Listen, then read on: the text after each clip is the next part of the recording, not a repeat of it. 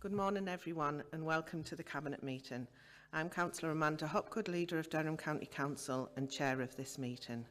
The meeting is being broadcast live through our YouTube channel. Before we commence with today's formal business, I'd like to cover some of the housekeeping issues for us all to follow. Could you please switch off or make silent your mobile phones and keep microphones switched off at all times unless invited to speak by myself as the Chair. When invited to speak, please switch on the microphone nearest to you and introduce yourself. So with that, we'll move on with the agenda. Item 1, public questions. We haven't received any public questions for today's meeting. Item 2, the minutes. Can I have a mover and seconder to the minutes of the meeting on the 14th of June, please? I'd like to move those, Chair. Thanks. And a seconder, please? Second the minutes, Chair. Thank you. Can we agree the minutes are a correct record? Okay, I can confirm therefore that the minutes are agreed. Item 3, do any members have any declarations of interest? No, thank you. So we'll move on to item 4, which is a medium-term financial plan 14, 2024 to 25 to 2027-28, a review of the local council tax reduction scheme and council tax discretionary discounts and premiums policy.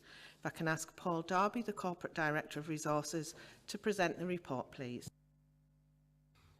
Thank you, Chair, and good morning, members. This report sets out the updated financial forecasts for the 4-year period 24-25 to 27-28, building on the MTFP 13 forecasts that were approved by Cabinet and Council in February this year. The report sets out an indicative timetable for finalising the 24-25 budget preparation, for consulting on the budget and for agreeing MTFP 14 in February next year. Significantly, the report also sets out details of the annual review of the local council tax reduction scheme for 24-25 and some new savings proposals to help with balancing the budget, alongside the consultation that will be undertaken on adopting the new powers that we expect to receive in terms of applying a council tax premium on long-term empty properties and on second homes. Our MTFP forecasts have once again been prepared against a backdrop of significant uncertainty that exists, particularly beyond 24-25, and in a climate of high and volatile inflationary and demand pressures, particularly in our social care budgets. The updated MTFP assumptions and budget pressures that we've needed to be taken into account are set out at paragraphs 38 and 39 of the report. The financial forecasts include an assumed 4.99% increase in council tax next year and a 2.99% increase in each of the remaining 3 years of the MTFP planning period. These are the maximum increases allowed and what the government expects us to implement. It is important to note that we are not making budget decisions today on the level of council tax increases that will be applied next year or in later years, nor are we making final decisions on implementing the new savings proposals that are included in Appendix 3. These matters will be subject to consultation over the coming months. The new savings proposals at Appendix 3 total £6.6 million over the next 4 years, with £3.7 million considered to be deliverable in 24-25. The budget deficit we face next year before we consider any savings is £12.1 million. Factoring in the new savings proposals at Appendix 3 and the previously agreed savings for next year reduces the budget shortfall to just under £6.2 million next year, so we're not at this stage in a position to be able to balance the budget based on these forecasts. Members will note that every 1% of council tax generates £2.7 million of additional revenue for the council, or to put it another way, if the council does not ultimately apply the referendum limit-based increase next year, then the deficit that we will face will increase by £2.7 million for every 1% below the referendum limit. One of the proposed savings relates to the council tax reduction scheme grant payments to town and parish councils. Paragraphs 43 to 51 provides the background to these payments. Town and parish council have been informed of these proposals, and the implications on each council has been modelled and provided to them so we can have early engagement with our town and parish colleagues. At paragraphs 57 to 83, there are details of the additional council tax flexibilities we currently have in terms of the ability to apply a 300% premium to properties that have been empty for more than 10 years, and the powers we expect to receive once the Levelling Up and Regeneration Bill is passed through Parliament in the coming months. That bill will give us the powers to apply 100% premium to properties that have been empty for more than 12 months and to apply 100% premium to second homes. The table at paragraph 84 summarises the overall position based on the updated assumptions factored into this report and the previously agreed savings proposals that were agreed at Council in February this year. Members will see that before we consider any new savings proposals set out in this report, we have a budget deficit of £50.1 million over the next 4 years and circa £10 million shortfall next year. Factoring in the new savings proposals at Appendix 3 reduces the deficit to £43.5 million over the 4-year period, with a deficit of £6.6 million next year. As I mentioned earlier, there is significant volatility and uncertainty across the MTFP planning period. The risks that are inherent in these forecasts are set out at paragraph 89. The pay award, which is assumed to be 2% next year, is of a particular concern, as is the looked after children cost pressures position, and we'll need to monitor the position across the next few months and potentially modify our assumptions later on in the year. At paragraph 90, there are details of the MTFP 14 and 24-25 budget setting timetable. Corporate Overview and Scrutiny Management Board will consider this report and the underlying assumptions and proposals at its meeting in September. Consultation on the proposed reductions in the council tax reduction scheme, payments to town and parish councils, and on the changes to council tax premiums as set out in the report will start immediately after this meeting, with wider consultation through the AAPs and the partnership forums commencing from September and run across the autumn period. The savings proposals at Appendix 3 are estimated to result in a 31.5 full-time equivalent reduction in our workforce, which when added to the workforce implications associated with the previously agreed MTFP savings will mean that there is an estimated 73.4 FTE reduction across this planning period. As is usual, an equality impact assessment screening has been undertaken on all the new savings options identified in this report. This is attached to Appendix 6 and summarised in the body of the report at paragraphs 105 to 120.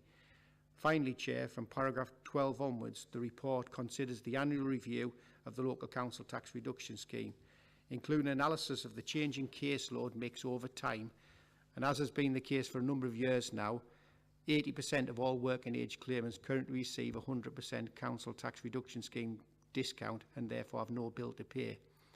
There is a summary of the schemes in place across our region at paragraph 146, including analysis of the in-year impact on in-year collection rates since these schemes were introduced in 2013.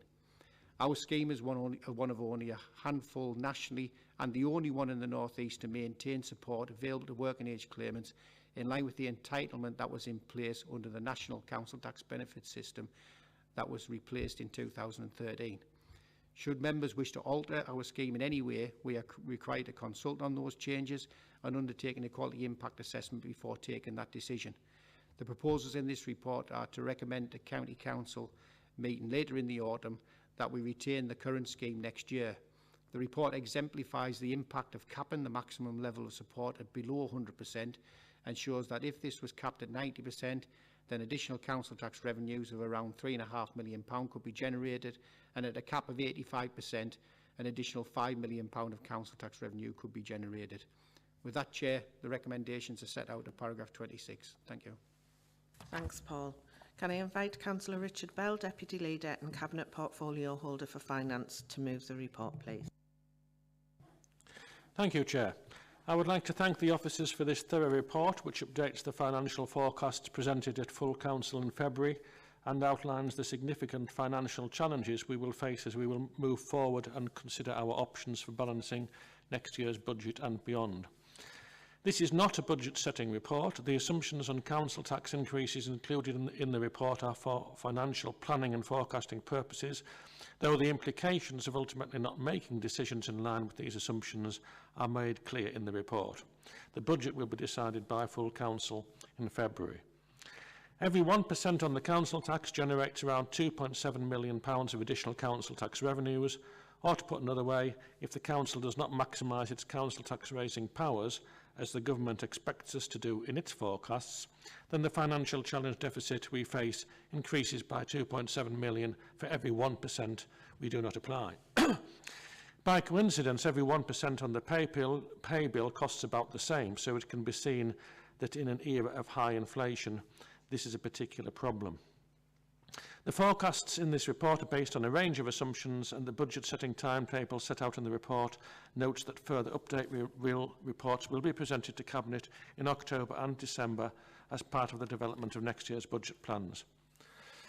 While the local government finance settlement last year provided some much-needed additional investment and greater certainty in terms of government funding for this year and next year, there remains significant uncertainty beyond 24-25 in terms of government funding. The additional funding provided this year and next, though very welcome, and the additional revenue we can generate from expected increases in the council tax will fall well short of meeting the unavoidable cost pressures we will face. As a council, we simply cannot raise sufficient income locally to meet the unavoidable cost increases we face each year, so unless additional government funding meets the shortfall, difficult choices are always going to be required under the current system of funding.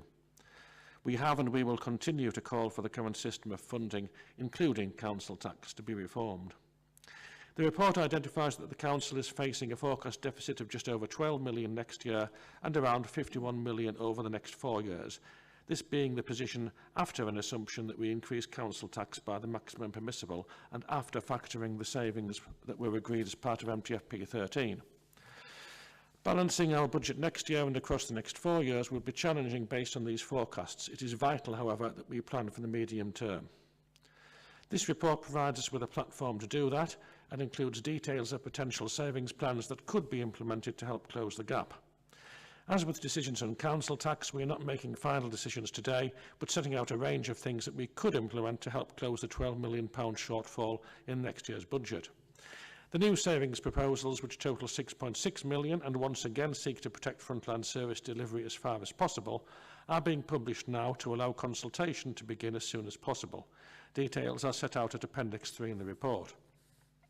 The report includes proposals to adopt the powers that are expected to come our way once the Regeneration and Levelling Up Bill is enacted in the coming months, providing us with the powers to levy 100% premium to owners of properties that have been empty for 12 months instead of only after 24 months from next year, and to charge 100% premium and council tax on second homes from 25-26. These powers will help us tackle absent owners and landlords and provide a financial incentive to encourage them to bring their properties back into use. We will also be consulting on taking up the power to apply 300% premium to those small number of properties that have been empty for more than 10 years. The council and the wider sector clearly need more certainty, and that can only come from the receipt of a multi-year settlement. I fear that we will not get into that position until at least 2026-27, given the potential timing of the general election and the state of the national finances following the pandemic and the high interest rate and inflation environment that we are in. The report also sets out details of the local council tax reduction scheme, which gives significant protection to those on low incomes. Cabinet proposes to recommend to Council that we continue the protection for all claimants next year and do not cap the support that can be received. This decision does come at a high cost in terms of lost council tax revenues compared with virtually every other council in the country. Indeed, some £63 million in 24-25, of which 62% comprises discretionary payments by the council to working age claimants. In maintaining our generous support to people in these circumstances, this is something I believe Cabinet can rightly be proud of. We will, however, need to review this position in a year's time and reflect on the administrative burden being created through multiple changes in circumstances for those households on universal credit. All councillors over coming months will be faced with some tough decisions for the 24-25 budget, but with that, Chair, I'm happy to support the recommendations as set out in the report at paragraph 26, A to J. Thank you. Thanks, Richard. As has been outlined, the MTFP forecasts before us and the challenges we will face in balancing our budget next year will once again be difficult to manage. The continued significant unavoidable cost pressures we are experiencing from inflationary increases, including the impacts of national living wage increases, enduring demographic pressures in children and young people's services, and from the employers' pay offer, which has once again outstripped our budget estimates this year, are placing a huge strain on our budgets for next year. Local government funding levels beyond 24-25 are very uncertain, and this makes accurate forecasting beyond next year extremely difficult. What is absolutely certain, though, is that without further investment to help the sector, then cuts will inevitably need to be made going forward. Last year, I referred to a perfect storm of cost pressures, allied to our inherent low tax raising capacity as a council, placing us in a really difficult position. The forecasts in this report show that we have a funding gap of around £12 million next year and around £51 million over the next 4 years. It is more important than ever that we have a well-managed medium-term financial planning process to help us address these challenges. The report sets out a clear path for setting a balanced budget in February next year, and the Cabinet have been working with officers to develop some initial savings plans to consult on, which can help move us close to achieving a balanced budget next year, albeit that there is still a funding gap of nearly £7 million, even if all these proposals were ultimately implemented. As has been said, the proposals in this report, including the proposed changes to council tax premiums, are only for consultation at this stage. We will reflect carefully on the feedback we receive before making any final decisions closer to budget setting time in February next year. We cannot succumb to the temptation to just use reserves to push away the problem and avoid difficult decisions. That is not a sustainable budget strategy to adopt, and not something this administration will entertain. We can and we will only use reserves where it is prudent to do so, and only to help smooth in more sustainable budget solutions.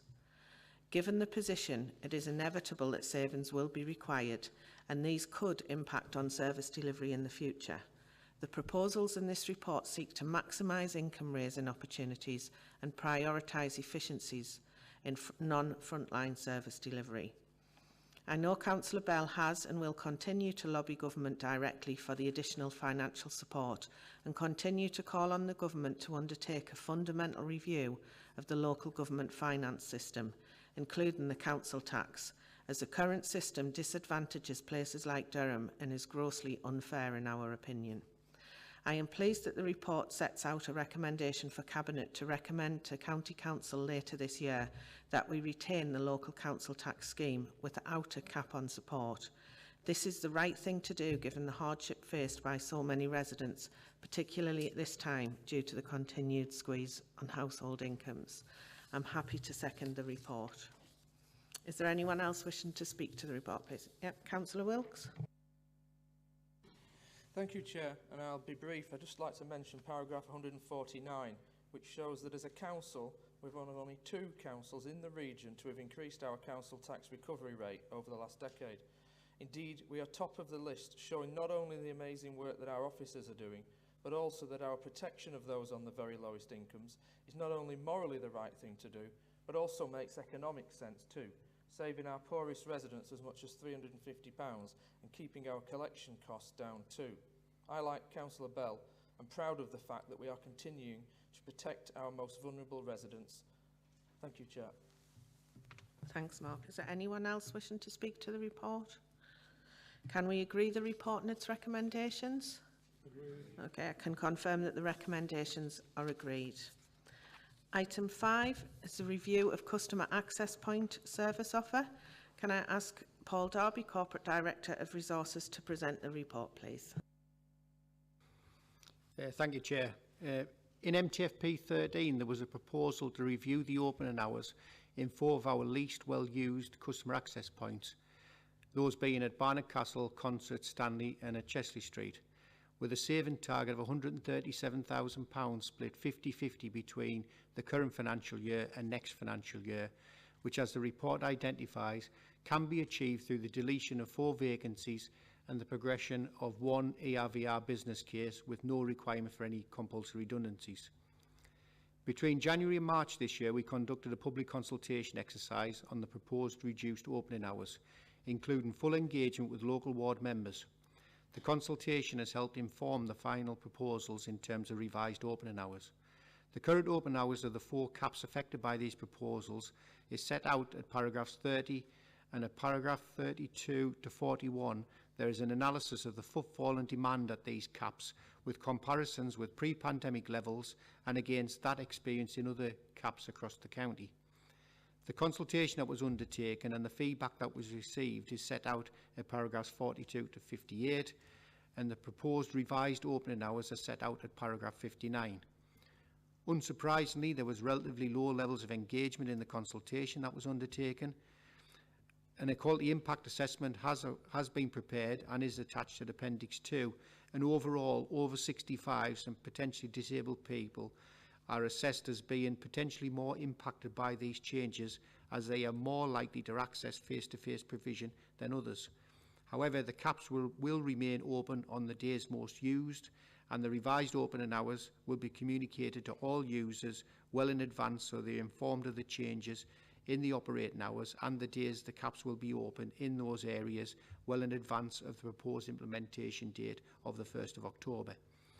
Implementing these proposals will allow us to deploy our resources more effectively and boost resources applied to our call centres, where telephony still remains our largest channel despite the significant growth in online services and digital solutions over the recent years. Chair, the recommendations are set out at paragraph 20. Thanks, Paul. Can I invite Councillor Susan MacDonald, Cabinet Portfolio Holder for Digital, Customer Services and Procurement, to move the report, please. Thank you, Chair. And can I thank the officers who undertook the consultation on these proposals, and Paul, the Corporate Director, for the thorough report we have before us today. The current opening hours of our 4 customer access points subject to this review are set out at paragraph 30. What we know from the demand and footfall analysis at these sites is that maintaining the status quo would not be value for money or the most efficient use of our services. During the pandemic, we were able to accelerate and expand our digital offer, and people's behaviours in how they access our services were starting to change pre-pandemic, but they've definitely changed post-pandemic. The world doesn't stand still, and so our service offer must adapt and change to suit the needs of our residents and maximise the efficiency of the service. Telephony remains our most popular form of contact, but there has been an increase in the popularity and use of digital means to access our services. Though, as the report acknowledges, there will always be a need for some face-to-face provision so that people do not feel excluded. After a public consultation exercise and multiple meetings with local members, we've revised the opening hours, and these are set out at paragraph 59. Implementing these proposals will allow us to deploy more resources into telephony, improving the service to thousands of residents, and the savings will be achieved through the deletion of 4 vacant posts and the progression of 1 ERVR case, which means that no one is at risk of redundancy. Of course, there will be some impacts, and some people will not be happy with the revised opening hours, but face-to-face provision will still be available in these areas, and overall service standards will increase as we maximise our resources through other channels. With that, Chair, I'm happy to support and move the recommendations as set out in the report at paragraph 20. Thank you. Thanks, Susan. Can I invite Councillor John Shuttleworth, Cabinet Portfolio Holder for Rural Communities and Highways, to second the report, please. Thanks, Chair. I see we've had engagement with the local members, and in total there's 400 people responded to the consultation, and I can see that some of the original proposals have been amended to take on board the feedback that we received. The equality impact assessment attached to the report, I'm quite satisfied that the impacts on older people and people with disabilities who are more likely to access face-to-face provision can be mitigated. We'll need to carefully communicate the revised opening times so the users of these facilities are given ample forewarning of the changes and the days that they will be available from October onwards. In that, I'm happy to second the report, Chair. Thank you. Thanks, John. Is there anyone else wishing to speak to the report? Yeah, Councillor Shield.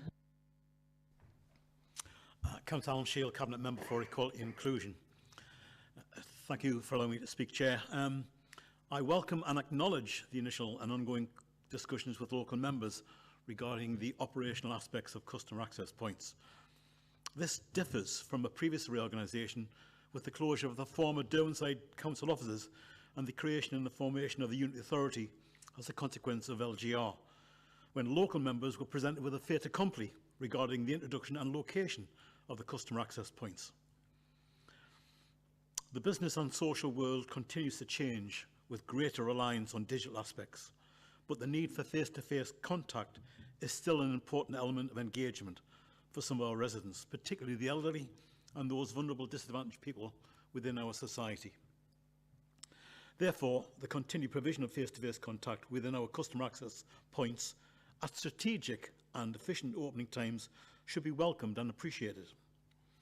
It is acknowledged that three of the four customer access points in North Durham, namely Concert, Stanley and Chester Street, are being directly affected by this reorganisation, but the accessibility of these facilities are not conflicted by the opening days and times being the same. However, as a word of caution, the evaluation of the footfall at these customer access points needs to be closely monitored to ensure that any necessity to enhance the accessibility of these facilities needs to be very carefully monitored. Thank you, Chair. Thanks, Alan. Does anyone else wish to speak? Okay, can we agree the report and its recommendations? Agreed. Okay, I can confirm that the recommendations are agreed. Item 6, the Joint Local Health and Wellbeing Strategy 2023 to 2028. If I can ask Amanda Healy, Director of Public Health, to present the report, please. Thank you, Chair. I'm delighted to present this report this morning to Cabinet. The Joint Local Health and Wellbeing Strategy is a statutory responsibility of the Health and Wellbeing Board. The board is chaired by Councillor Hood, and under the Health and Social Care Act of 2012 was the first time we had to produce local health and wellbeing strategies. That was amended in 2022 to make that a local joint health and wellbeing strategy, and that was due to all of the changes in our NHS system with the introduction of integrated care boards, systems and partnerships. And there is now a health and wellbeing strategy at a North East and North Cumbria level. So to update our strategy and the ambitions that we have in the strategy for the health and wellbeing of our local residents, we undertook development sessions with the board, which was really about thinking about a shorter number of priorities, much clearer in terms of our ambitions and what difference we could make. But then also public consultation, including with community champions, which resulted in some changes, particularly in terms of how clear it was to see what difference to local residents the strategy could make. And then I think in terms of the strategy itself, there is a very clear vision set out so that County Durham is a healthy place where people will live well for longer. So not just focused on people's length of life, but also on quality of life and where they live and the influences on people's health and well-being. The work of the strategy is underpinned by the approach to well-being and our well-being principles, which think about using what works in terms of evidence, but also conversations with local people so that we can really think about their health and well-being and the influences upon them. You'll see in the strategy that we've thought about what influences people's health and well-being, and about 15% of that is health and social care. That links very closely to our County Durham Care Partnership Executive and the work that the Executive does to get the best out of our health and social care services. Around about 40% is the healthy behaviours. I'll come back to those as some of the priorities in the strategy. And then 45% are those underpinning social determinants of health. And we've got very strong links from the strategy to those determinants, be that the economy, the environment, poverty and housing, for example. The strategy then for each of the four priorities in relation to making smoking history, healthy weight, mental health and resilience and reducing alcohol harms sets out why each of those is a priority. It also sets out some key messages, some of the key facts, some of which are still quite stark in County Durham, but all changeable. And I think that's the ambition that's set out in the strategy. And then really importantly, what difference we'll actually seek to make across the life of the strategy to our local residents, with inequality featuring right the way through. So we'll ensure that we reach those whose health is poorest and in the most disadvantaged parts of our county, and to improve their health and well-being with those residents. The Health and Wellbeing Board, through this strategy, has also set out quite clear that it wants to influence resource and where resource flows, and to try and get the resources in the best place for preventing ill health, and also to ensure that we spend time on those priorities rather than being too distracted into others.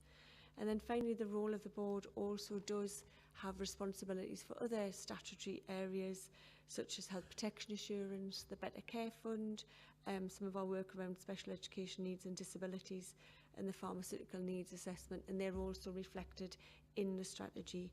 So hopefully, in total, the joint local health and wellbeing strategy sets out a clear ambition, clearer to understand the differences that we can make by working in partnership with our partners and our local residents on those priorities and to our local residents' health and wellbeing. And Chair, the recommendations is to note the report set out in paragraph 6. Thanks, Amanda. Can I invite Councillor Chris Hood, Cabinet Portfolio Holder for Adult and Health Services, to speak to the report? Thank you, Chair. Our health and wellbeing is influenced by a range of factors. Health and social care accounts for as little as 15%, whilst healthy behaviours will impact 40%, and the wider determinants of health have the greatest impact at 45%. Health and social care services which prevent and treat illness and maintain health and wellbeing, as well as services which support with day-to-day life for people who live with illness and disability, and as people age, are really important, but account for as little as 15% of the health and wellbeing of a population. Behavioural risk factors, such as what we eat and drink, how often we are physically active, whether we smoke or drink alcohol, and if so, how much, and our mental health all have a huge effect on our state of health and well-being. Decisions about food, exercise, smoking and alcohol use, and our mental health are often influenced by other factors, including family and social networks, education, poverty and culture. These healthy behaviours or risk factors account for 40% of our health and well-being. How much money we have, the quality of the house we live in, being safe and secure, as well as the natural environment surrounding us, and our access to transport, education and work have the greatest impact on our health and well-being. These are the building blocks of good health, which impact on our chances of living a long and healthy life and account for approximately 45% of our health and well-being. The strategy talks about the impact of behavioural risk factors and wider determinants of health, the building blocks of good health, as well as the impact of access to and the quality of health and social care. It is based on evidence from the Joint Strategic Needs and Assets Assessment to determine the 4 things upon which a focused effort would have the biggest impact on Durham's health outcomes. These are to make smoking history, enable a healthy weight for all, improve mental health, well-being and resilience, and reduce alcohol harms. Our joint local health and wellbeing strategy is underpinned by the County Durham approach to wellbeing, which helps us focus on the key role that people, families and communities play in supporting health and wellbeing. It is a high-level strategy which is simple and easy to understand, helping partners, communities and individuals to get on board with tackling these priority areas. I look forward to working with members of the Health and Wellbeing Board and across the wider system to strengthen the relationship with partners who will support the wider influences of health. Together, we can continue to make a difference to local people's lives and achieve a strategy vision for County Durham being a healthy place where people live well for longer.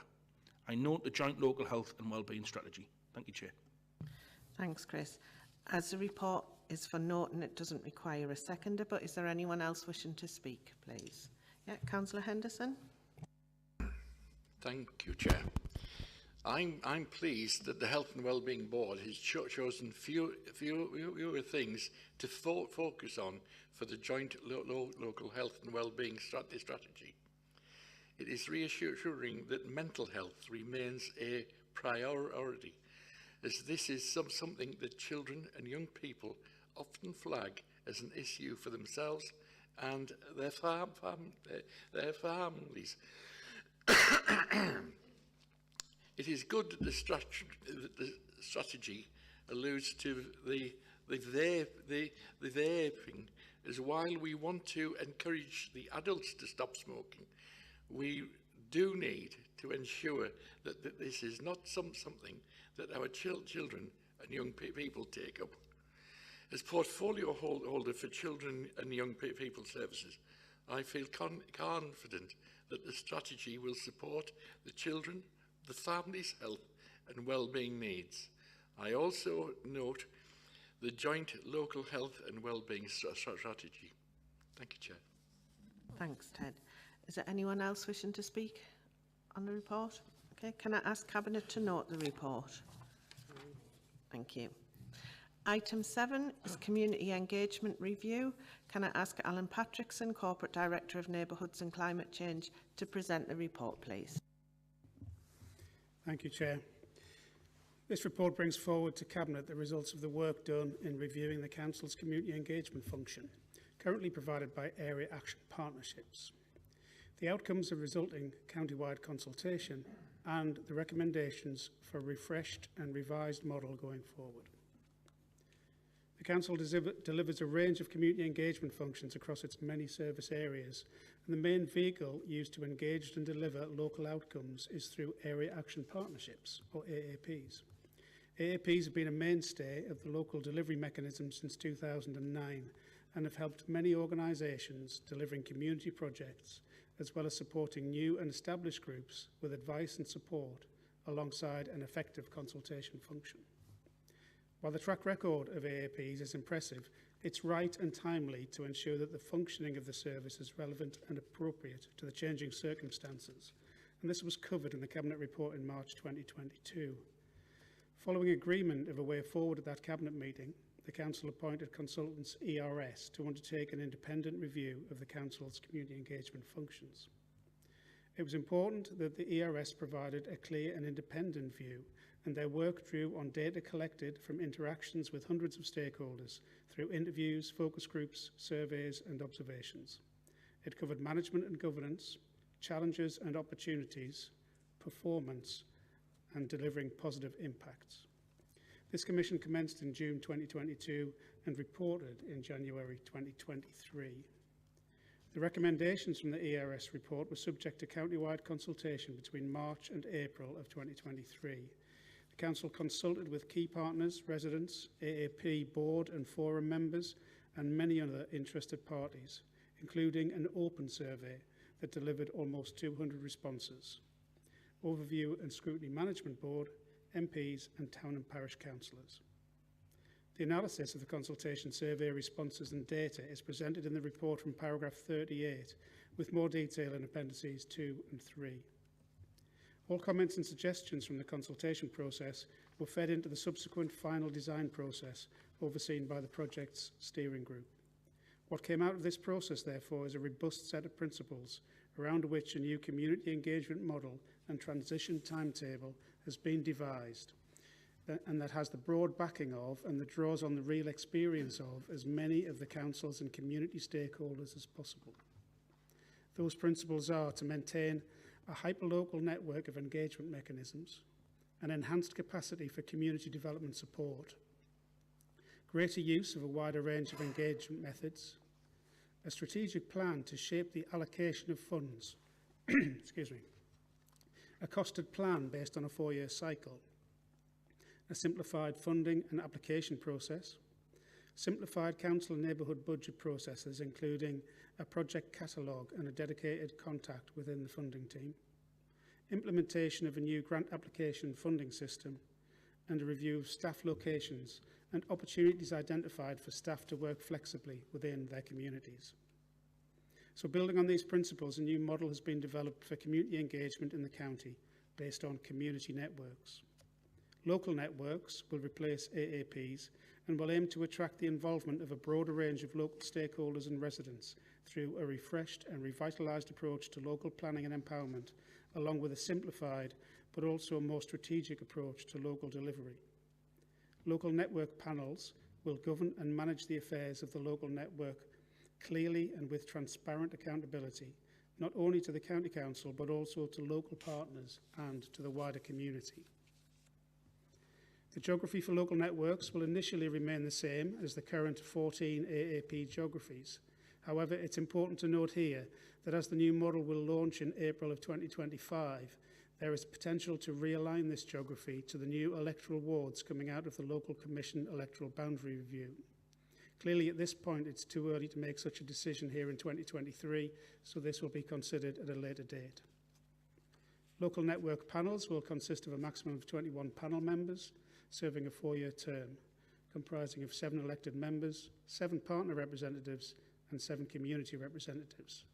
Further details of membership are set out in paragraph 65 of the report. The new terms of reference will be developed to provide clear and consistent operational management and decision-making processes across all of the local networks.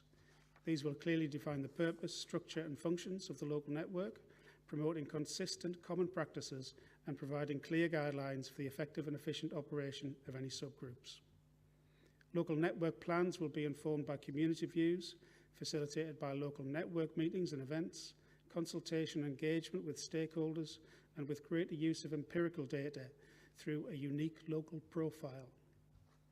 And fundamental to the work of local networks is an enhanced approach to community development and engagement, with the 4-year costed plans delivering a greater range of outcomes than previously possible. New funding guidelines and criteria will ensure that funding is allocated prudently across the 4-year cycle, while also delivering a robust and auditable allocation. The current AAP Forum will be repurposed with a new identity and will be relaunched as the County Durham Community Network, and will increase opportunities for the 15,000 members to engage in local network plan development and delivery, providing a substantial, newly focused resource to the community engagement arena. In terms of next steps, paragraph 95 of the report sets out an implementation timetable, with AAPs continuing to operate in their current form until the 31st of March 2025. A detailed transition plan will be developed in the run-up to the 1st of April launch date, including consideration of how transition year funding will be developed alongside area budget priorities. In conclusion, AAPs have been operating in the current form for 14 years and have delivered many successes during this time. However, it's both essential and timely that the model is reviewed to ensure that it's still fit for purpose. This review was not done lightly, however. The local network model design has been subject to extensive independent review and consultation process, allowing the views of hundreds of interested parties to be taken into account through survey and focused sessions. We can therefore be confident that the design proposed here is rounded, robust and deliverable, and will achieve approved outcomes over the coming years. Chair, recommendations are in paragraph 22. Thanks, Alan. Can I invite Councillor Elizabeth Scott, Cabinet Portfolio Holder for Economy and Partnerships, to move the report, please? Yes, thank you, Chair. I'm really pleased to bring this report to Cabinet today, and I'd like to extend Cabinet's thanks to Corporate Director Alan and his team for all the hard work they've put in to date. It represents an important step towards our objective of renewing and revitalising our community engagement processes, breathing new life and a fresh perspective into our arrangements. A substantial amount of work that has been delivered here, with a depth and breadth of analysis and consultation over the last year or so, involving many of our partners and stakeholders.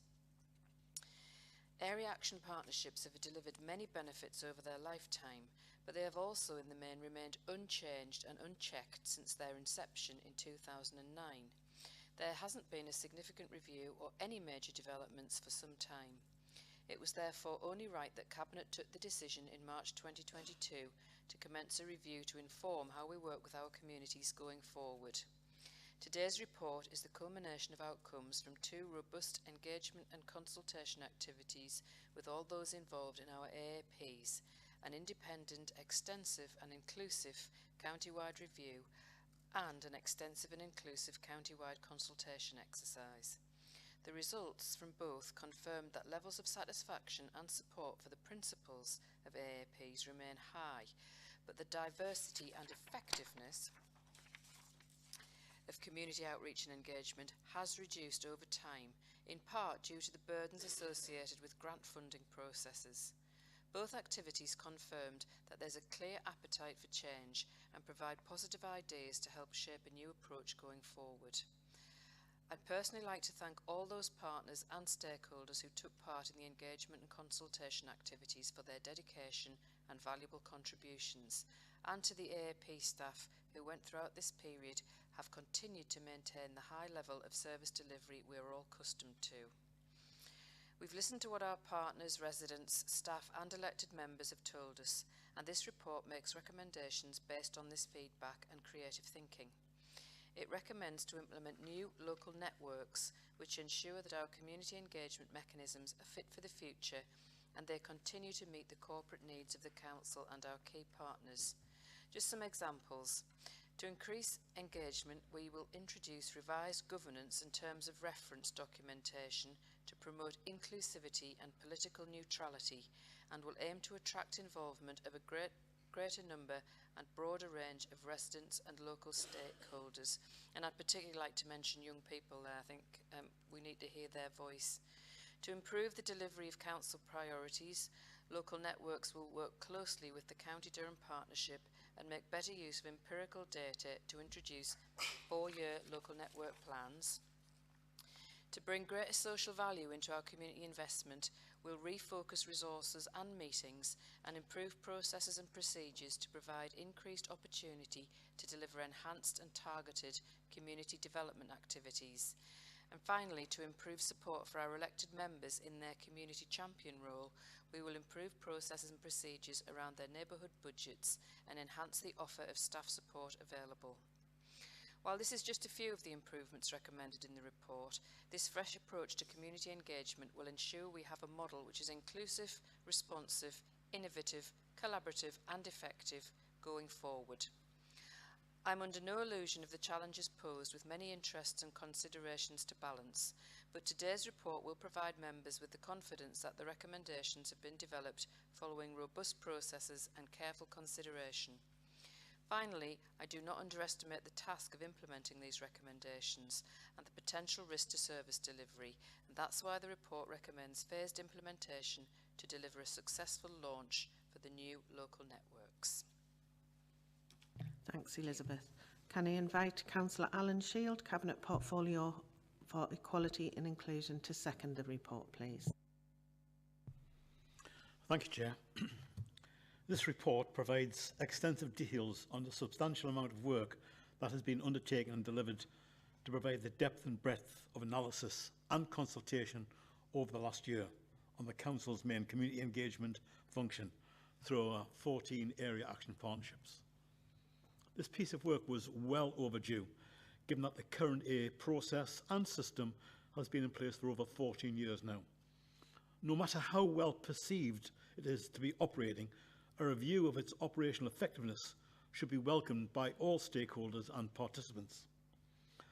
I am reassured that through this process, we have both engaged and listened to our partners, residents, staff, and elected members. The recommendations within this report are formatted on this feedback and the positive creating thinking, therefore an intelligent-led and an evidence-based decision. I'm confident that the introduction of local networks will build on the current strengths of our AAPs and will provide improvements that will help us look forward to where we are going and not to where we have been. And it will improve how the Council engages with our communities as widely and as effectively as possible by broadening our horizons but remaining diligently focused on local aspects. The monitoring delivery of this highly important and very challenging project to ensure the increased positive outcomes for our communities will support this decision to review the community engagement process to provide the outcomes it will successfully deliver. I duly second the report, Chair. Thanks, Alan. Is there anyone else wishing to speak to the report? Yeah, Councillor Bell. Thanks, Chair. The report presents a sensible evolution of the current AAP system and not revolution. Much of the detail of how the new networks will be run will be dealt with by revision of the terms of reference, and indeed many of the management and government issues arising from AAPs were due to lack of knowledge of or inconsistent application of the current rules and procedures. And it's important, therefore, that the new rules are agreed, the terms of reference, which are both well publicised and well enforced. And I note that these are due to come back to Cabinet in the autumn for approval. Thanks, Chair. Thanks, Richard. And that's Councillor Hood. Thank you, Chair. I welcome the report and outcomes of the long-needed review into Durham County Council's community engagement function, namely Area Action Partnerships. I'd like to thank Alan Patrickson and his team for this comprehensive report. Based on the extensive consultation process, the Council received valuable input and feedback from a diverse range of stakeholders. Thank you to those who submitted survey responses that provided quantitative data, which has then been analysed to identify common themes and represent a cross-section of the community's opinions and preferences. Multiple online consultation sessions were conducted, allowing for interactive discussions that enabled participants to express their thoughts, concerns and suggestions. These online consultations allowed us to reach a wider audience and provide an inclusive platform for those who may not have been able to attend physical meetings. Finally, presentations were delivered as agenda items at various partner and key stakeholder meetings, ensuring that important decision-making forums gave participants the opportunity to provide their comments and perspectives on the matter at hand. By ensuring the involvement of staff, elected members, AAP board and forum members, key partners and communities that we serve, and gaining their consultation feedback, this administration demonstrated its commitment to transparency and accountability. The main reason for speaking is to welcome points 11 and 12 of the report, which focus specifically on new governance, including terms of reference, as well as decision-making and transparency. Paragraph 11 states that new governance, including terms of reference, will clearly define the purpose, structure and function of the local networks, and that there will be robust processes around recruitment and selection of panel members to deliver improved assurance that local network panels will be non-political. Paragraph 12 states that local decision-making and transparency will be maintained, with the AAP board being replaced by a local network panel, and financial accountability will be improved with new funding guidelines and criteria and increased transparency on funding applications. I greatly welcome both these points. I look forward to seeing the terms of reference, which will ultimately underpin the function of our community engagement and officer functions, as well as seeing proposals for increased transparency on funding applications. Finally, I'd like to thank my colleague Councillor Elizabeth Scott, Cabinet Portfolio Holder for Economy and Partnerships, whose portfolio this is within. I know that this has been an incredibly difficult task for Councillor Scott, but we have a recommendation and she can now relax for the minute. Thank you, Chair. Thanks, Chris. Is there anyone else wishing to speak? Okay, can we agree the report and its recommendations? Agreed. Okay, I can confirm the recommendations are agreed. Item 8, Adult Social Care Update on the introduction of local authority assessment by the Care Quality Commission under the Health and Care Act 2022. Can I ask Jane Robinson, Corporate Director of Adult and Health Services, to present the report, please? Thank you, Chair. Good morning, members. This report outlines the latest developments associated with local authority assessment proposals and provides an update on the Government's plan for care and reform.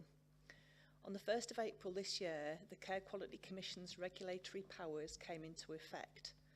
When assessed, local authorities will be giving a rating of outstanding, good, requires improvement or inadequate.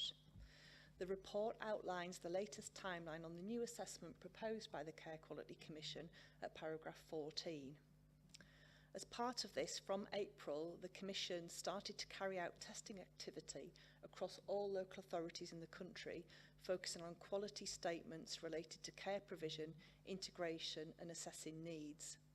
In this process, the Commission will be looking mainly at evidence data which is already publicly available, such as market position statements, Joint Strategic Needs Assessment and statutory returns. The Care Quality Commission will not publish this data and evidence at an individual local authority level. Instead, it will be published at an overall national level as a collection of evidence. Publicly available information relating to Durham County Council adult social care will be scrutinised by the Commission at this phase. Also, the Commission are currently undertaking pilot assessments in Birmingham City Council, Nottingham City Council, Lincolnshire County Council, Suffolk County Council and North Lincolnshire Council. And we're closely monitoring any learning from these pilot activities as they are undertaken. In April, the Commission also provided updated guidance documents to local authorities, outlining that authorities are expected to produce a self-assessment document on their current performance, and that this document will be requested by the Commission as part of their assurance activity. Locally, we are undertaking and refreshing our self-assessment in line with the guidance outlined in the Local Government Authority and the Association of Directors of Adult Social Services publication, Getting Ready for Assurance. It is expected that CQC will expand upon and update this interim approach as they develop their draft model as a result of the pilots that they are undertaking. From the autumn of this year, the formal assessment period of all local authorities will commence. The Care Quality Commission aims to complete 20 assessments initially and report on these as published individual ratings from early 2024 onwards. A rating for all local authorities will be published over the next 2 years. Paragraph 33 of the report outlines examples of assurance in meeting our adult social care duties under Part 1 of the Care Act. In particular, it's worth highlighting the monitoring and oversight of assurance activity via both the Adult and Health Services Quality Assurance Board and the Adult and Health Services Oversight and Assurance Group. Through these, we have been strengthening feedback on our services, which is informing the refresh of our self-assessment. Additionally, we continue to work on our data quality to support decision making. Our ongoing interface and representation via the North East Association of Directors of Adult Services Sector-Led Improvement Programme ensures good opportunity for organisational learning and improvement. Also in April this year, the Government published its updated plan for care and support reform, the next steps to put people at the heart of care. This confirmed the 2-year plan for system reform between 2023 and 2025. Key points around the work that is planned and is currently ongoing are stated within the body of the report and further outlined in Appendix 4, which also provides some further insight into the investments being given from central government into these areas and resources that we are able to access. The 2-year plan covers broadly charging reform, capacity, workforce, digital and data and housing. Chair, Adult and Health Services will continue to monitor, respond to and implement the updated plan to care and support reform. The recommendation for Cabinet is to note this report and receive a further update in 6 months as outlined at paragraph 7. Thank you, Chair.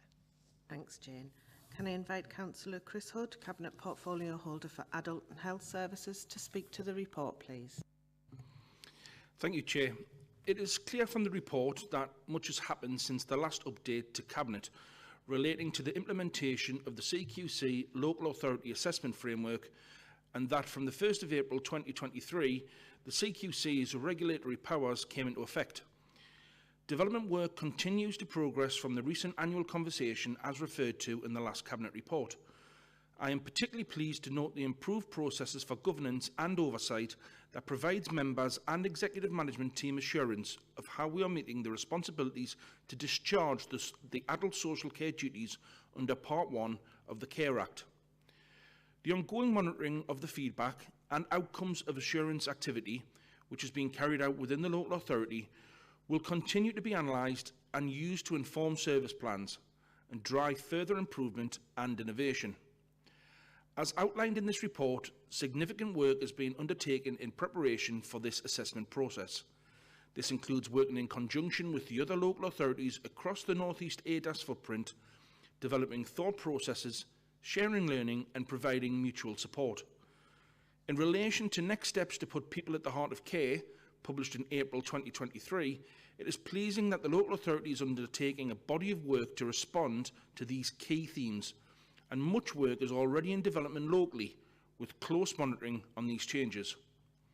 As referenced in Appendix 4 of the report, there is a short-term government funding being provided to support capacity associated with market sustainability and improvement. Although it is worth noting that not all funding proposed has been forthcoming and challenges remain. For example, in the reduction from 500 million for investment into workforce, as indicated in the white paper, to now 250 million over the next 2 years, and the removal from the final publication of the 300 million to integrate housing and local health and care strategies. I look forward to bringing further updates to Cabinet in due course. Thank you, Chair. Thanks, Chris. Again, as this report's just for noting, it doesn't require a seconder, but is there anyone else wishing to speak? No, in that case, can I ask Cabinet to note the report, please? Agreed. Okay. Item 9 is the 2022-23 final outturn for the General Fund and Collection Fund. Can I ask Paul Darby, Corporate Director of Resources, to present the report, please? Thank you, Chair. This report presents the revenue and capital outturn for last year, together with details of the reserves and balances held at the 31st of March 23. The report includes the outturn for both the council tax and the business rates collection funds, and for expenditure against the various blocks of the dedicated schools grant, including the closing position in terms of our maintained schools retained balances. In-year monitoring reports have consistently flagged the significant volatility and high inflation levels we faced across 22-23, alongside enduring pressures linked to the COVID pandemic. This has made forecasting particularly challenging last year. As members will see, this is a detailed report. I would, however, highlight a few key issues. Last year, we fully utilised the £10 million budget support reserve we set aside this time last year as part of the 21-22 outturn. With the exception of adult and health services and resources, all other service groupings had a cash limit overspend last year, and details of the cash limit outturn position for each of the service groupings is contained in paragraph 65 to 127 in the report. The outturn position for Children and Young People Services was an overspend of £14.252 million, around £400,000 higher than the Q3 forecast. This overspend has once again had to be picked up corporately. Excluding schools, our general, earmarked and cash limit reserves position saw an in-year reduction of £38.9 million in 22-23, which is a 15.8% reduction on the reserves held at the 31st of March the previous year. There is a table of paragraph 57 which summarises the in-year movement in non-schools reserves across the year, and Appendix 4 contains more details of all of our earmarked reserves held and the in-year movement on each of these. As part of the year-end close down, I have actioned a £5.5 million transfer from the MTFP support reserve to the general reserve, so that the opening position on the general reserve is in line with the minimum value as set out in the reserves policy agreed by Council in February. Capital expenditure last year totaled £143 million, broadly the same as in 21-22, but is £22 million or 13% less than what was forecast to be incurred in year. The capital outturn and the required budget adjustments to reflect reprofiling and new funding secured is set out at paragraphs 131 to 143, and this includes an explanation of any under or overspending against the individual programmes. Details of how the £143 million of capital expenditure was financed is set out at paragraph 138. In line with arrangements introduced during the last financial year, the report includes a summary of our performance against the various potential indicators agreed by Council when the 22-23 budget was set. These are set out at paragraphs 146 to 150.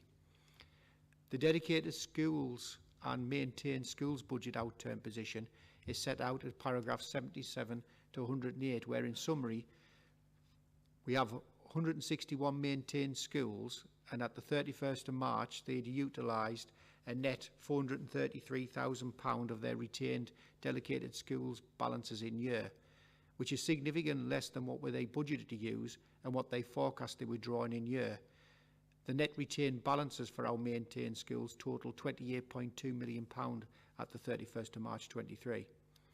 There is a table of paragraph 85 that summarises how many schools by phase drew on or contributed to their retained balances in year.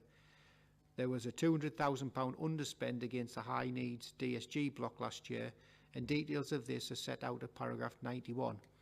This is the first time since 2015-16 that the high needs DSG expenditure has not exceeded the high needs DSG funding received in year. The overall non-schools DSG position, including early years DSG outturn, is summarised at paragraph 103. In terms of the collection funds, the report includes details of the outturn position for both the council tax and the business rates collection funds, and they're set out from paragraphs 144 to 173. The accounting arrangements for the collection funds are complex and difficult to explain, and are further complicated by the treatment of government support towards the in-year 2021 financial year deficit that arose during the pandemic. The net position, however, across both collection funds, after the receipt of Section 31 grant is included for the County Council, is set out at paragraph 174, and this shows a net deficit of £103,000 to the year end, compared to a Q3 forecast of a net surplus of £355,000 to year end. In terms of delivery of the £2.4 million of savings plans that were factored into the 22-23 budgets, just under 94% of these were delivered in year. There is an update of paragraphs 192 onwards in terms of the HR implications from voluntary, compulsory and early retirements in year and since 2011. The recommendations, Chair, are set out at paragraphs 26 and 27. Thanks, Paul. Can I invite Councillor Richard Bell, Deputy Leader and Cabinet Portfolio Holder for Finance, to move the report. Thank you, Chair. I would like to thank the Corporate Director and his team for a very comprehensive report which provides a detailed breakdown of our financial performance across the last financial year and the position at the year end. As we've heard, our financial performance has been impacted by high inflation and successive bank interest rate increases across the year, together with legacy issues caused by the COVID pandemic, in particular in terms of increased volumes of waste tonnages and lesser income from our leisure centres. And of course, as also been mentioned, the increases in demand, especially in children and young people's services. Our residents and businesses have also been impacted by these high inflation levels and increase in the interest rates, which has in turn driven additional demand and costs to us as we have sought to help vulnerable people and businesses through these difficult times. Many of the issues that feature in the report, such as the overspend on looked after children placements last year, the budget shortfall as a result of the local government pay settlement, and the overspend in our energy, home to school, transport and waste budgets, have all had to be accommodated in our base budgets in the current year. With the exception of resources and adult and health services directorates, all other service groupings had an in-year cash limit overspend last year.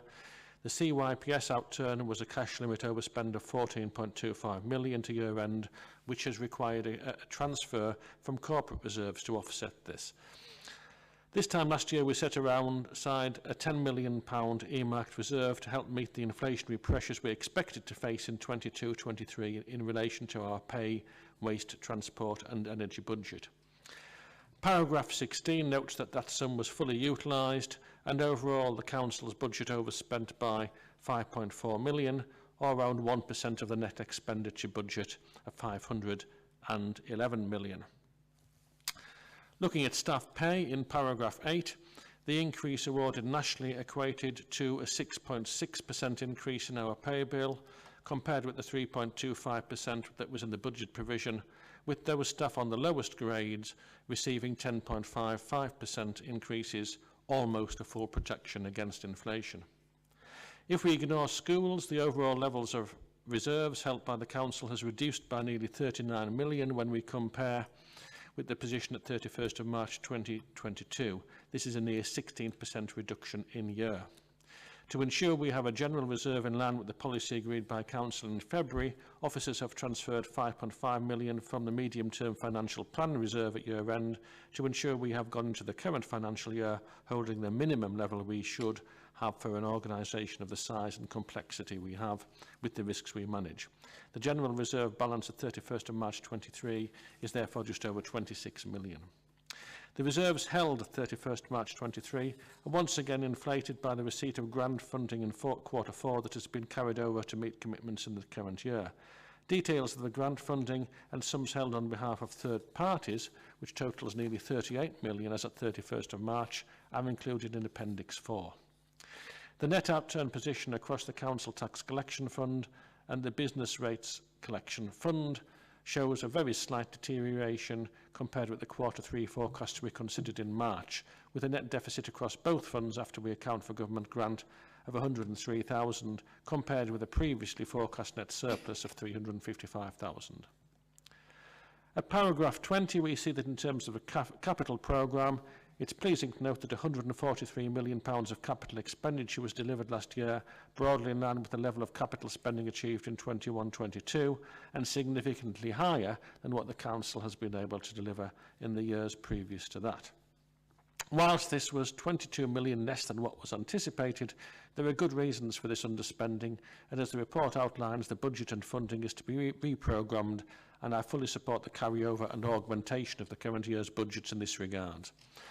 In summary, Chair, this report continues to demonstrate that the Council has strong financial resilience and exercises prudent financial management. This resolve and our balance sheet strength will continue to be tested and will be required going forward as we face the challenges we are facing now and in the future. And with that, Chair, I'm happy to move the report and recommendations as set out at paragraphs 26 and 27. Thanks, Richard.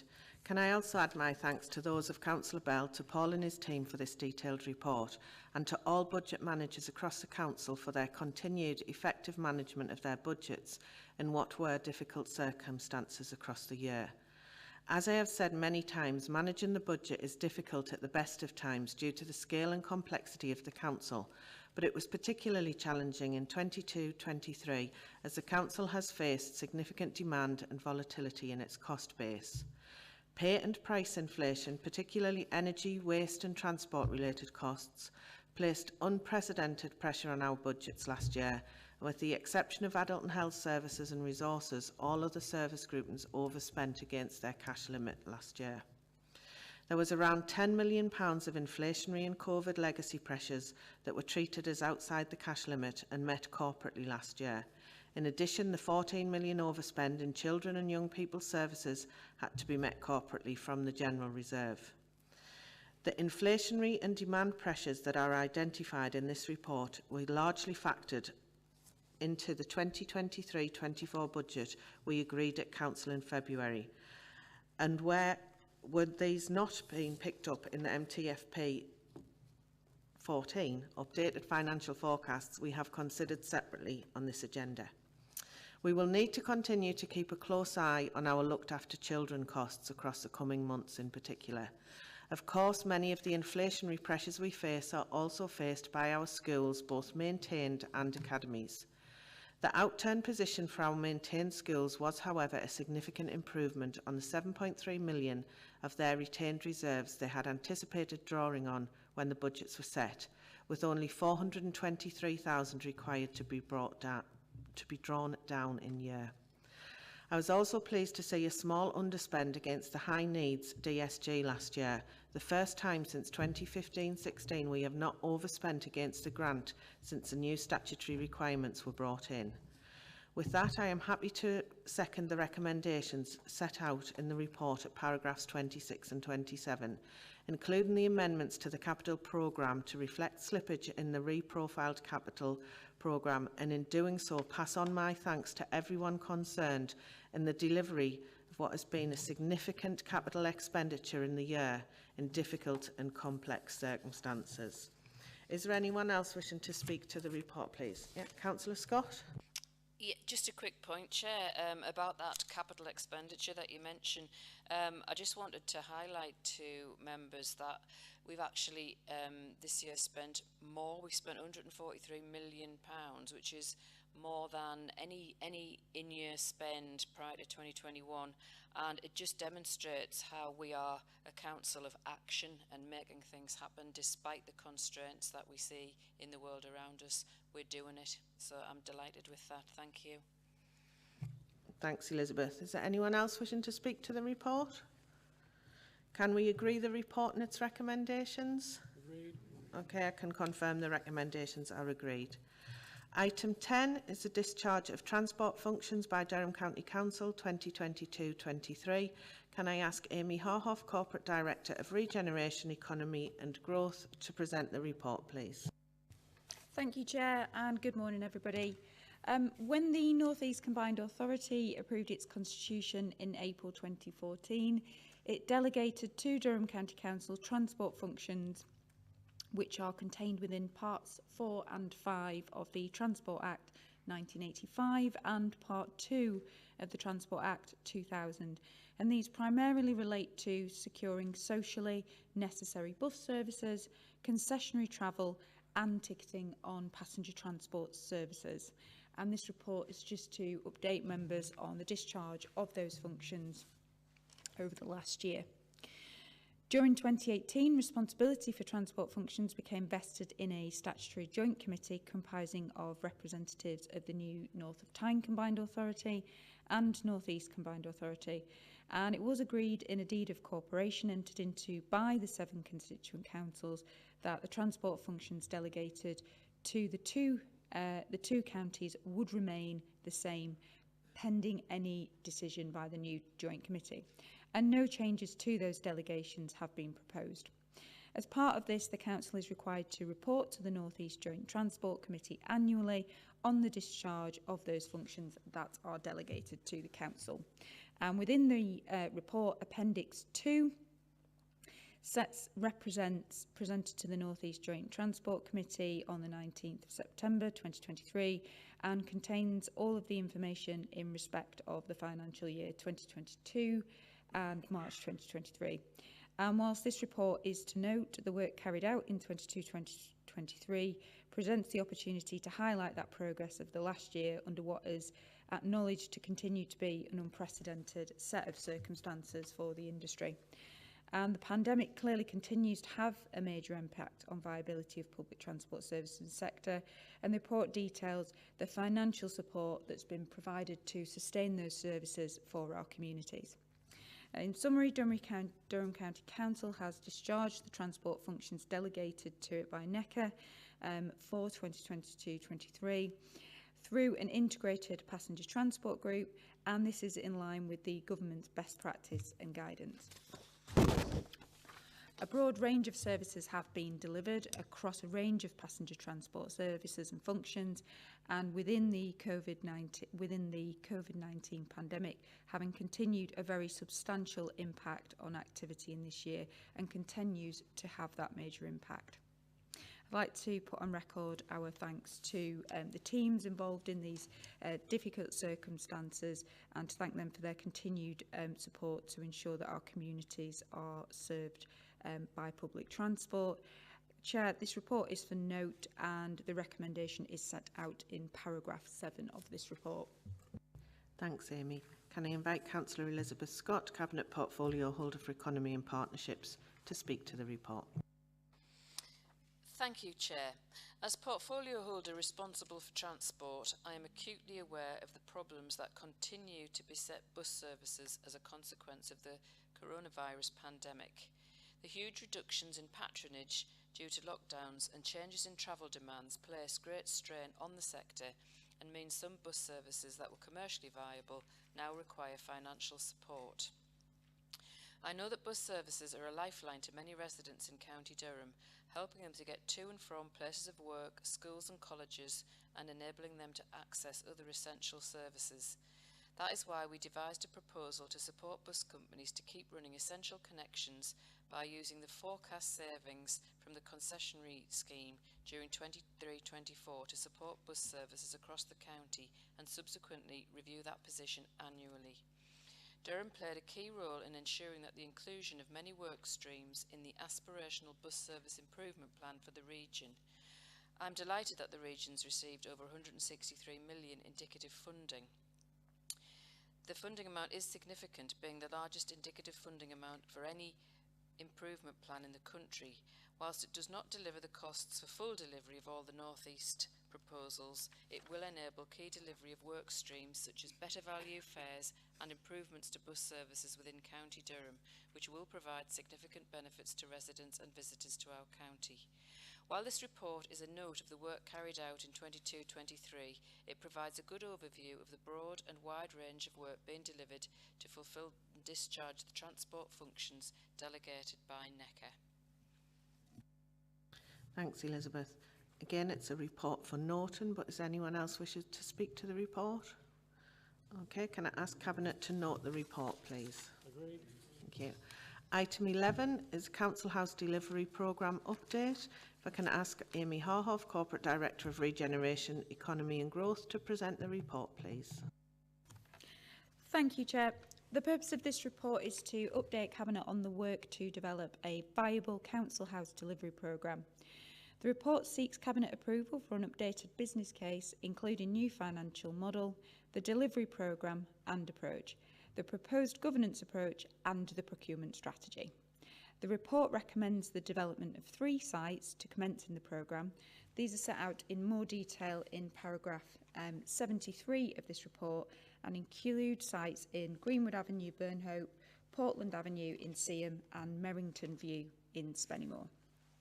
The report sets out how the Council has responded to the challenges, including rising inflation and interest rates, delivery considerations and the rising cost for the Council of temporary accommodation. The report includes an updated business case, including a new financial model which has been updated to take account of market intelligence and current best practice. The initial October 2020 business case noted that the Council programme would seek to deliver affordable homes to meet identified needs and to deliver homes for older people, noting that there had been historically a lack of bungalow provision. The updated business case notes that the development of bungalows can present additional challenges in ensuring the cost of development remains viable. And there are also some sites where the development of bungalows would not be appropriate because of the topography of the local area or a lack of access to key local services. Therefore, in the early stages of the programme, we will continue a range of housing types alongside and including bungalows to support the long-term viability of the programme. As the programme matures and becomes more financially robust and sustainable, the balance between bungalow and general needs accommodation can shift more so that bungalows can be provided. It remains an aspiration that over the lifetime of the delivery programme, bungalow accommodation will present the single largest dwelling type provided in the programme. And importantly, the updated business case notes that the provision of general needs accommodation would provide greater flexibility to provide permanent accommodation for families, including those facing the threat of homelessness, and as well as relieving the cost of temporary accommodation to the Council. Developing a portfolio of council houses as an asset within the ownership of the council is a significant benefit that will help reduce the reliance on temporary accommodation whilst giving the council more direct control over its stock. Chair, that concludes my report and the full recommendations are included in paragraph 17. Thanks, Amy. Can I invite Councillor Richard Bell, Deputy Leader and Cabinet Portfolio Holder for Finance, to speak to the report, please? Thank you, Chair. The report shows that there remains a need for more affordable housing across County Durham. The County Council House Delivery Programme will therefore provide an important new supply of homes. Housing will be developed to meet the general affordable needs, including for families and couples, helping to tackle homelessness and bring down the cost of temporary accommodation. Bungalows will be built to meet the needs of older people within our communities. The properties built will be owned by the council and therefore the council can use its stock to provide move-on accommodation which will reduce the reliance on more costly forms of temporary accommodation and provide permanent accommodation for those in need. I'm therefore happy to propose the recommendations in paragraph 17, A to F of the report. Thank you. Thanks, Richard. Can I invite Councillor Elizabeth Scott, Cabinet Portfolio Holder for Economy and Partnerships, to second the report, please? Thank you, Chair. The Council House Delivery Programme will consist of new development within our communities alongside acquisition of properties, including empty homes. In addition to meeting affordable housing needs, the programme will contribute to creating and maintaining sustainable, mixed and balanced communities. Alongside the delivery of the Council House programme, the Council will continue to work closely with registered providers and other partners to deliver homes to meet housing needs. I therefore second the recommendations in paragraph 17 of the report. Thanks, Elizabeth. Is there anyone else wishing to speak? Yeah, Councillor Shuttleworth. Yeah, thanks, Chair. Just so you know, Elizabeth and myself attended a seminar yesterday, and this did come up within the conversations, and I think it really is important that we look sites within rural areas, because all these are east of the A68, which is fine, but in the west, I mean, there's a problem, and more so for younger people and older people, and there's a lack of bungalows. But the question is, you know, can we please look at and identify some sites in the west, please? Thanks.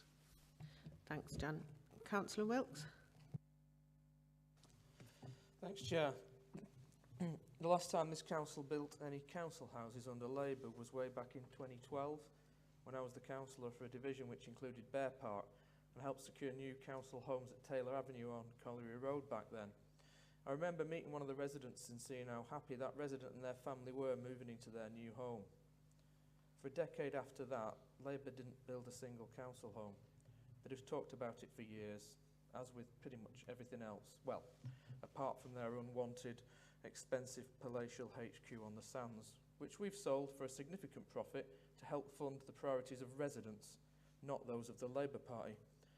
I'm therefore over the moon that this joint administration is not only buying properties to help with our temporary accommodation costs and has already bought 6 council homes in Gilesgate from Chapter Homes, but with this report is now rapidly ramping up the building of more brand new council homes. I'd like to thank Councillor James Rowlandson and officers for their work on this and fully endorse this next tranche of housing in 3 different parts of the county in Burnham, Spennymoor and Seaham, and look forward to us achieving even more. Thank you, Chair. Thanks, Mark. Is there anyone else wishing to speak to the report? Okay, can we agree the report and its recommendations? Agreed. Okay, I can confirm the recommendations are agreed. Item 12 is the digital strategy for County Durham. Can I ask Paul Darby, Corporate Director of Resources, to present the report, please? Thank you, Chair. Our existing digital strategy was adopted in 2019 and has served us well. This report sets out the proposed new strategy covering the next 5 years and has been prepared following extensive engagement and consultation with a range of stakeholders. Corporate Overview and Scrutiny Management Board considered the strategy attached to this report at its meeting on the 16th of June, and the feedback from the Scrutiny Committee is set out at paragraphs 36 and 37. The proposed strategy is anchored around digital themes. 3 key deliverables of digital customer, digital council and digital communities, with 2 supporting and underpinning themes of digital collaboration and digital inclusion. The adoption of this strategy will underpin and complement the Inclusive Economic Strategy and the Poverty Strategy and Action Plan. In the body of the report, at paragraph 17, there is a summary of the significant progress we've achieved in our digital transformation journey over the last 4 or 5 years.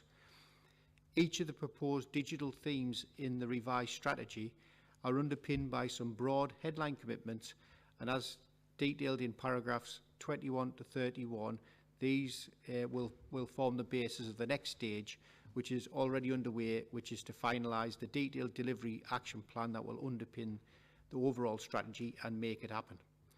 The strategy has been designed to be an interactive, web-enabled document published and available on our website, and the structure and content of the proposed strategy is set out at Appendix 2 to the report. Chair, the recommendations are set out at paragraph 11. Thanks, Paul. Can I invite Councillor Susan MacDonald, Cabinet Portfolio Holder for Digital Customer Service and Procurement, to move the report, please? Thank you, Chair. And I'd like to thank the Corporate Director and his team for developing the updated digital strategy and for all the work undertaken engaging with a range of stakeholders to help shape and develop it. This is an important strategy. It underpins and complements many of the things we're trying to achieve as a council, with specific and close alignment with the Inclusive Economic Strategy and the Poverty Strategy and Action Plan. At its core is a set of themes that will frame what we will do to drive forward our work in this area, underpinned by a range of commitments that will form the core of the delivery plan which will follow. We've come a long way since the existing strategy was adopted in 2019, as exemplified in the report. And the next 5 years will undoubtedly see more significant changes to the way we work, the way we engage, the way people access our services and the services we provide. Technology will be at the heart of all that change, and it is incredibly important that we have a strategy to help us embrace this agenda. It is of course important that we take people with us, both our workforce and our elected members, our communities and our partners, so that no one is excluded. Inclusivity is at the heart of the digital strategy so that everyone can benefit from the technological benefits of today and of tomorrow as they emerge. I'd also like to thank the Scrutiny Committee for their review of the draft digital strategy in advance of this Cabinet meeting. With that, Chair, I move the report and recommendations as set out at paragraphs 11 and look forward to the state of the delivery plan as is fully developed. Thank you. Thanks, Susan.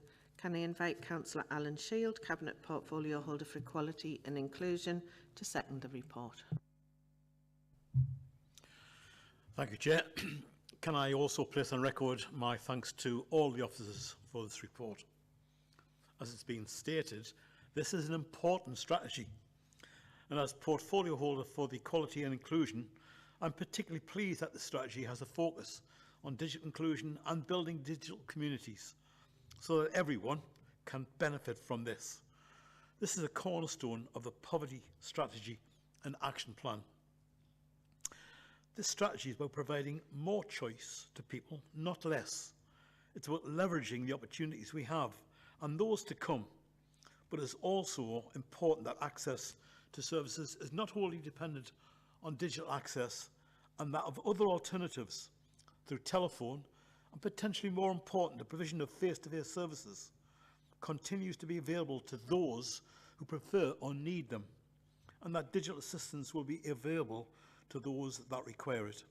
With that, Chair, I second the report and move the recommendations as set out in paragraphs 11. Thank you. Thanks, Alan. Is there anyone else wishing to speak to the report?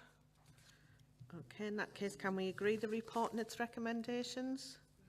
Okay, I can confirm the recommendations are agreed.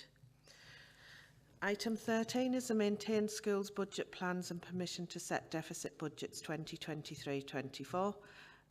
Paul Darby will be pleased to note this is the last one he's presenting this morning, so can I invite him to present this report, please?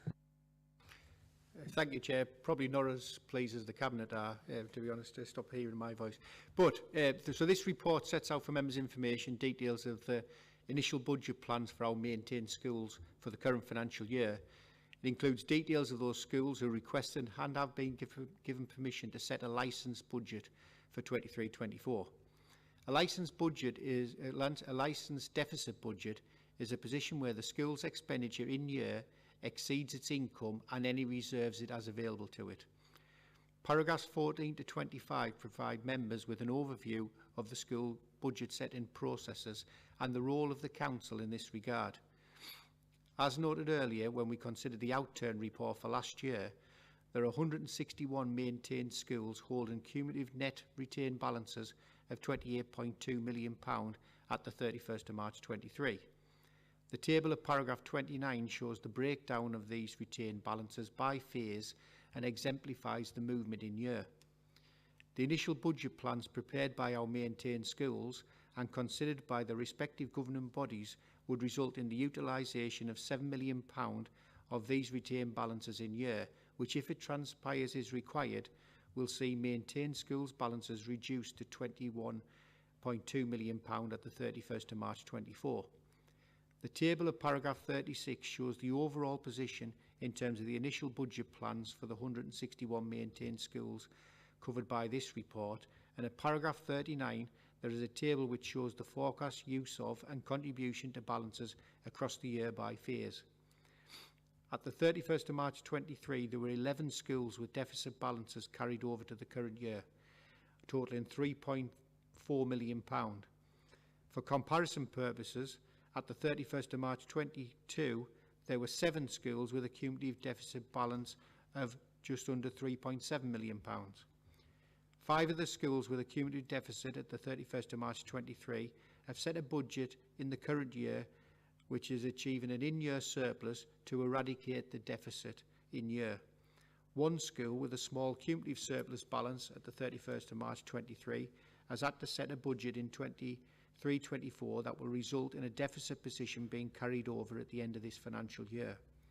This and 5 other schools have required myself as the Council's responsible financial officer to exercise delegated powers to agree the setting of a licensed deficit budget in 23-24. The details of the 6 schools where I have given my approval to set a licensed deficit budget and the reasons for doing so as set out at paragraphs 40 and 41. The recommendations are set out at paragraph 10, which are for the Cabinet to note the budget plans and action taken in terms of agreeing licence deficits for the schools outlined in this report. Thank you, Chair. Thanks, Paul. Can I invite Councillor Richard Bell, Deputy Leader and Cabinet Portfolio Holder for Finance, to speak to the report, please?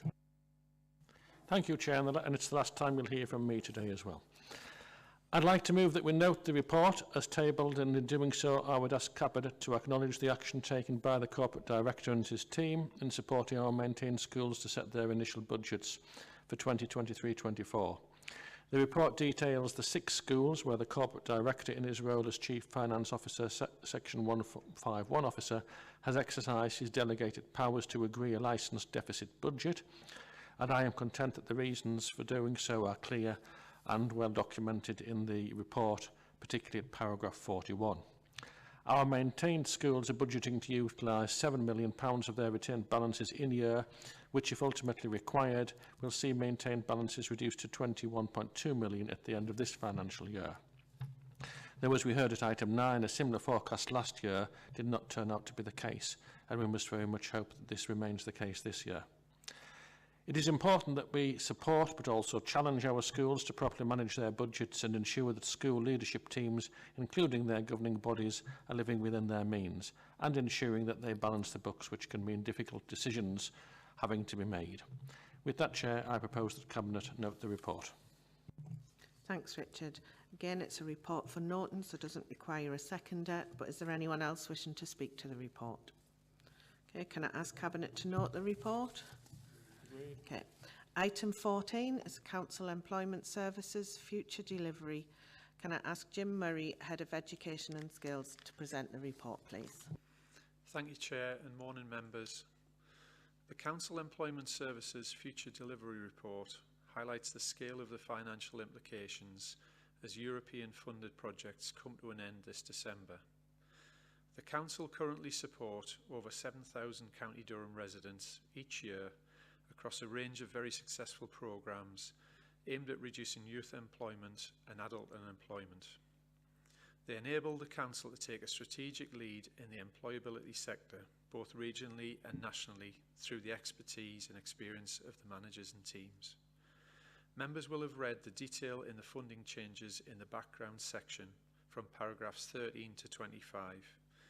But in summary, the basic financial element in moving from the European Social Fund grant to the UK Shared Prosperity Fund means a 40% reduction in the annual budget provided for this service.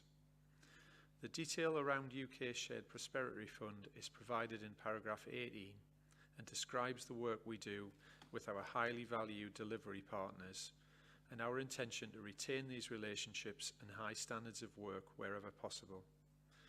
Paragraph 23 explains how the focus of the funding is also very different from the previous European source and the implications of this changing focus for future service delivery. The successful impact of our services is explored in paragraph 28, which includes detail upon our successes with the proportions of young people in education, employment and training, both before and after the pandemic. Paragraphs 29 to 33 explain the statutory responsibilities that the Council will still retain in relation to our younger and more vulnerable cohorts, including those young people with an education healthcare plan and the support provided up until their 25th birthday. It's for these reasons that the report asks the Cabinet to support a £1 million increase in the core funding we provide to ensure these services are of the highest quality. The challenges affecting future delivery are reflected in paragraph 34, including the size of the cohort and post-pandemic issues around reduced school attendance and increased elective home education. The impact of the change in funding for staffing is evaluated in paragraphs 41 to 43 and includes the significant advantages that would be gained from an increase to core funding if that was to be agreed. So the recommendations for Cabinet are in paragraph 12 and they ask three things. One, for Cabinet to support the core work, base budget pressure, with £1 million worth of additional funding in the 24-25 budget. 2, for Cabinet to note the proposals to the County Durham Economic Partnership Plus Board for the Council to be commissioned to deliver 4.9 million of UK Shared Prosperity Fund to deliver employability support projects. And finally, for Cabinet to note the requirement to restructure employment support services within the reduced budget. Thank you, Chair. Thanks, Jim. Can I invite Councillor Ted Henderson, Cabinet Portfolio Holder for Children and Young People Services, to move the report, please? Thank you, Chair. I'd like to start off by thanking the team who have worked to come to the results we have here today. I'm pleased to propose the report, which not only updates the Cabinet of the difficult issues created by the end of the ES Fund, but explains how we can move forward with the new funding that we have, which would take us up to April of 2025. As members are aware, the new funding solutions from January 2024 present very different challenges for our greatly valued employment support services, and for many of our excellent delivery partners. The report provides the detail around how we can continue to support our residents alongside the new expectations attached to the UK Shared Prosperity Fund. We have also recognised the need to increase the base budget of core funding so that we can continue to support the service and its continued strategy commitments to the highest level we can. The recommendation in this report will also ensure that we continue to successfully start these programmes at the earliest and most effective place possible, and that is within the secondary schools and the academies throughout Durham. Thank you, Chair. Thanks, Ted. Can I invite Councillor Elizabeth Scott, Cabinet Portfolio Holder for Economy and Partnerships, to second the report, please? Thank you, Chair. As the report clearly states, we are currently using funding from the ESF Fund to directly deliver a range of employment programmes which support an average of 7,000 County Durham residents each year. These programmes make a significant contribution to the reduction of youth and adult unemployment in the county.